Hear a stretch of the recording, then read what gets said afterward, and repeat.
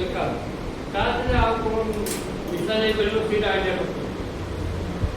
Idea କରୁଛ କ'ଣ ସେଇଟା ଟିକେ ପଢ଼ିବୁ ନିଜ ଟ୍ୟାଲେଣ୍ଟଟା ପଢ଼ିବୁ ଆଉ ସେଇଟା ନ ହବ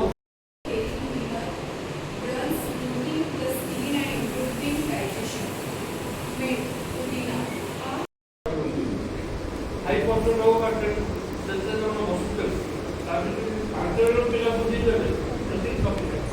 ସେ 5 ଜଣ 5ଟା ଫ୍ୟାମିଲି ବୁଝିଦେବେ। ମ୍ୟାଡ଼ାମ୍ ତ ବହୁତ ସଫ୍ଟୱେର୍ କହିଦେଲେ ଏଇ କାର୍ଯ୍ୟକ୍ରମ ଆମର ଗୋଟେ ରେଡ଼ିଏଟର୍ ଅଛି କମ୍ୟୁନିକେଟର୍ ଆମେ ଏଇ କାର୍ଯ୍ୟକ୍ରମ ତ ତା ଦେହରେ